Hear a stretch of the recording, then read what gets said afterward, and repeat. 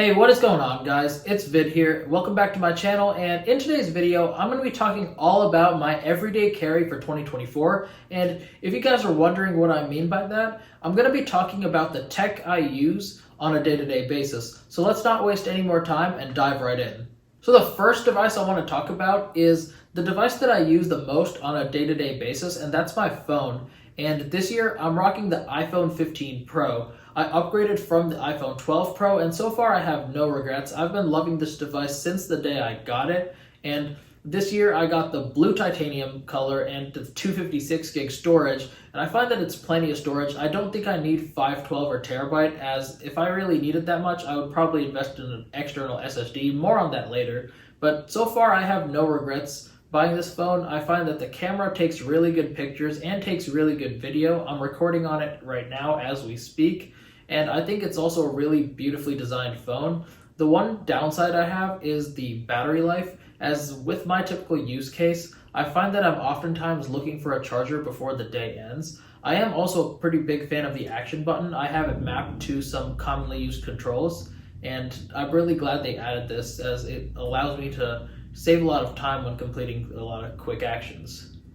The next device I want to talk about in my everyday carry is my watch, and this year I'm still rocking my Apple Watch Series 7 from 2 years ago.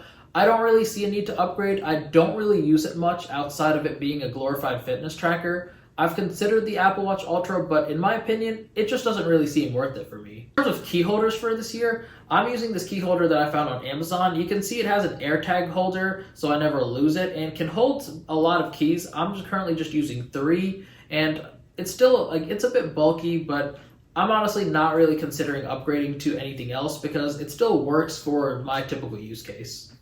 In terms of wallets this year, I've been rocking the Ridge wallet, and this one is in the product red colorway, as red is my favorite color. And I'm a big fan of this as it's very slim and it's about the same size as a typical credit card, and it can hold a lot of cards. I typically carry around 8 to 10 cards. However, I've tried putting every single card I own and it still doesn't look too bulky. On the back, I got an AirTag holder on it, as this allows me to make sure I never lose my wallet, and even if I do lose it, I can easily find it. So far, I've been loving this, and I've considered other wallets. I'm not gonna say that I'm not a fan of a lot of high-end items, but I also feel like for something that you keep in your pocket all the time, you don't really need to spend money on something really high-end. I mentioned earlier that oftentimes my devices run out of power by end of day, which is why I'm rocking my next item, the Satechi Quattro 4-in-1 power bank. This one's got a built-in Apple Watch charger as well as a wireless charger so I can charge my AirPods Pros, and also has a USB-C port which allows me to fast charge my iPhone and can also charge my iPad, and has another USB-A port for when I really need to charge that fourth device. I find that oftentimes I'm using this to charge my phone, and I do like having the built-in watch charger for travel. In terms of headphones, I typically use 2 different headphones, the first being my AirPods Pros. Now, I do like these, however, I have been using these less and less as time went by, as I found that the in-ear headphone design does hurt my ears, and while I do find the noise canceling very helpful, I just don't think it really justifies the comfort of these headphones. I do plan on eventually upgrading to newer AirPods Pros, but for now, I'm just going to stick with these. My main headphones for 2024 are going to be these bad boys right here, the AirPods Maxes. I love these things. I've been using them for about 2 years, and ever since I got the AirPods Maxes, they've been my main headphone since the first day I bought them. I love how comfortable they are. They're a lot more comfortable than the Pros. The sound quality is amazing, and the noise canceling is definitely one of the best I've heard of any headphone. I will say that they can get heavy when using them for long periods of time, so I oftentimes do take breaks when using my headphones, but they're definitely more comfortable than my AirPods Pros in my opinion. I also really do like the blue color that they come in, and the only downside I really have is the price. I think for this price, you could get Sony XM5s on sale for significantly less, but if you are hugely invested into the Apple ecosystem, you definitely want to have these. So I highly recommend them. Before jumping into my next part of the video where I talk about my backpack tech, I want to talk about the shoes that I've been rocking, and this year I've been a pretty big fan of the Air Jordan 3s, the Midnight Navy colorway. It's a pretty neutral colorway and it can go well with pretty much everything I own, which is why I find that I'm oftentimes wearing these shoes more so than anything else. They're not the most comfortable shoe in my collection. I'd say the most comfortable is definitely my Yeezy 380s, And I've been a pretty big sneakerhead in the past few years. I've become more of a sneakerhead when I moved to Charlotte, and I do want to add some new pairs to the collection. Particularly, my top three are going to be the Yeezy Boost 350s in blue tints, as well as the Bread 350s, and I also want to add a pair of the Red Cement Jordan 4s.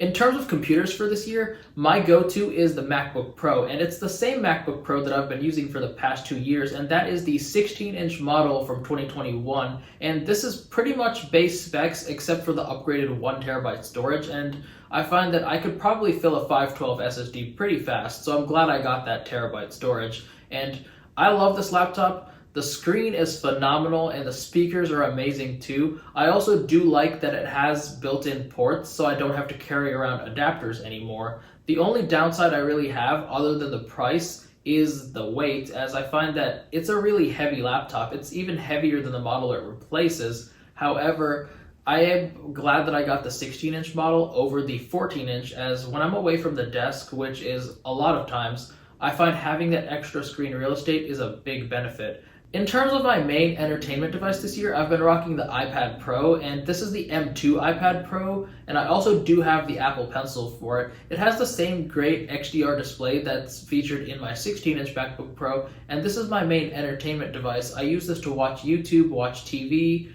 draw, and just plan out things. I'm glad I got the Apple Pencil, and I was thinking about getting the keyboard. However, with my use case, I don't really find it worth it.